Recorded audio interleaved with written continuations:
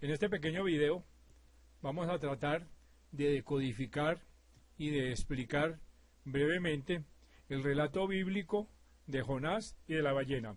Como es bien sabido, este personaje fue tragado por una ballena en medio de unas aguas tormentosas y permaneció 3 días y 3 noches dentro de la ballena. Y así que él se puso a orar, Dios lo escuchó y la ballena posteriormente lo devolvió sano y salvo a la playa. Es obvio que este relato, pues si se lee literalmente, es muy infantil y es imposible que se haya dado en la realidad. Pero es que, como sabemos, la Biblia y todos los libros sagrados están encriptados, y si uno no los lee sabiendo las claves para decodificarlos, pues no entiende nada y se queda en la versión literal, que es infantil, que es ingenua y que es muy difícil de entender hoy en día, ya que a mucha gente lo que le produce es risa.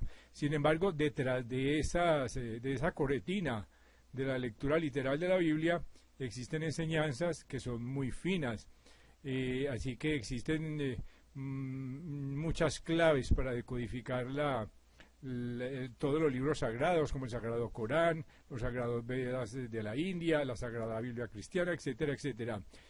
Estas claves fueron traídas a Occidente por la señora Elena Blavatsky, que es una filósofa rusa que escribió un libro muy interesante que se llama La Doctrina Secreta. En ella explicó que la Biblia tiene conocimientos cosmológicos, si se lee con la clave cosmológica, antropológicos, que explican todas las etapas del proyecto humano. Y se puede leer con muchísimas otras claves, por ejemplo la clave teológica, la clave astronómica, la clave astrológica, la clave matemática, la fisiológica, la mística, etcétera, etcétera. Existen más de 120 claves para decodificar todos los libros sagrados, pero de todas maneras existe un esquema básico en la Biblia y en los 4 evangelios, y es que nos hablan de las 12 lecciones evolutivas de la conciencia, y estas lecciones están sintetizadas, están simbolizadas en los 12 signos del zodíaco, 3 para cada uno de los elementos, o sea, tierra, agua, aire y fuego. Entonces, simbolizados en estas lecciones, tenemos prácticamente todos los pasos que se supone que debe dar el hombre para cumplir su evolución espiritual, para llegar a sus metas espirituales. Y este tema que nos trae a este video, o sea, el relato de Jonás y la ballena, resulta que tiene muchísimo que ver con el elemento agua. Todos saben que el elemento agua es símbolo de las emociones, de las pasiones del ser humano, y que el hombre tiene que pasar por 3 lecciones, una positiva, una otra negativa y otra neutra en el mundo del astral, de la emoción, de las imaginaciones, del mundo del odio y del amor, o sea, del mundo acuático. Así que estos 3 días en que Jonás estuvo en la ballena son símbolo de los tres elementos del zodíaco relativos al elemento agua. Así que vamos a tratar de caracterizar, de explicar brevemente qué significa el mundo del agua, el mundo de la emoción, el mundo del amor y el mundo del miedo, y para el efecto vamos a seguir los lineamientos explicados por un autor que se llama Oscar Adler, en uno de los mejores libros, si no el mejor, libro sobre astrología esotérica que se encuentra en Occidente y que se llama El Testamento de la Astrología, o la astrología como ciencia oculta. Explicando el mundo, él explica los 4 elementos y cada uno de los signos zodiacales de acuerdo al dharma que el hombre debe tener en cada uno de estos símbolos.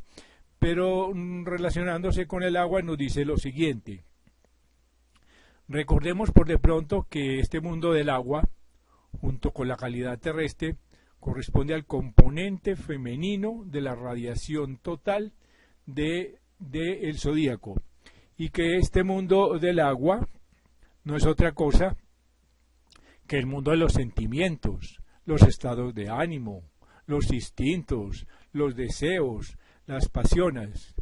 Este mundo es inaccesible a la percepción objetiva, no nos está al alcance de la mano, solo nos es dado en forma subjetiva por la sumersión en nuestras experiencias psíquicas, y en tanto se trate de su captación por esta sumersión, solo será accesible para la persona de la cual es su propio mundo.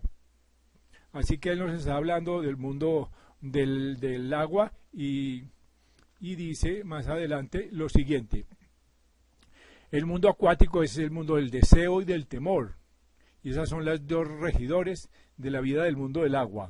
El miedo y la esperanza, el deseo, gobiernan la vida de las personas, y lo que en el mundo físico viene a ser respiración libre o falta de aire, es en la vida psíquica el esperar y el desesperar. Y así se forma un cambio periódico entre satisfacción psíquica o indigencia psíquica. Pero es precisamente este hecho el que revela un proceso que constituye el analogón, el parecido de aquello que en lo físico significa la alimentación y la asimilación, o sea, la satisfacción y el hambre. Pues del mismo modo que el cuerpo físico tiende a tomar alimento material del mundo circundante, el cuerpo psíquico necesita de una especie de alimento psíquico, y este alimento solo podrá tomarlo del medio psíquico, que por de pronto configura para él el prójimo, los demás seres vivientes. De lo que hemos expuesto hasta ahora resultan dos importantes características del mundo del agua. Una de ellas se refiere al comportamiento del hombre de agua con respecto al mundo material o a las realidades físicas, en medio de lo cual aquel se siente como un extraño, como un extranjero, y así que la gente del mundo de agua huyen de la realidad como si fuera un problema que no es de cómo comportarse con respecto a ella, sino el de cómo huir de todo aquello que le pone problemas en el mundo físico. Y la segunda característica es la de estar referido a los demás y a la dependencia psíquica del tú, de los otros. Y esta relación psíquica con los demás marca las etapas que tiene que pasar el hombre de agua para poder sobrevivir. Y ahí más tarde dice lo siguiente: el egoísmo del hombre de agua pertenece puramente a la esfera del sentimiento. El hombre de agua quiere probar hasta el final el placer y el dolor. En el placer y el dolor, y en la forma en que los experimenta, el hombre de agua quiere vivirse a sí mismo lo más intensamente posible. Así que quiere gozarse y olvidar con ello la realidad que le puede ser para él problemática.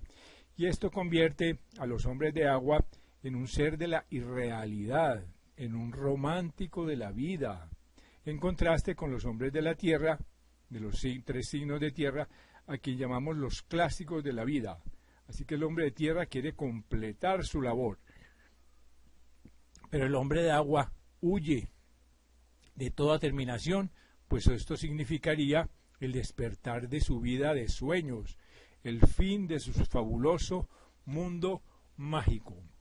Así que las personas de los signos de tierra tienen comportamientos pues muy sentimentales, muy llorones, y tienen comportamientos muy distintos a todos los demás signos del zodíaco. Por ejemplo, en lo erótico, los hombres de los signos de agua vienen a ser el eterno romántico, el eterno, viven soñando con un amor prácticamente imposible, son unos nostálgicos.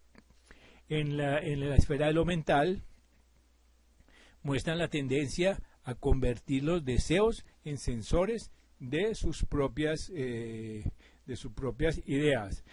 En el terreno del arte también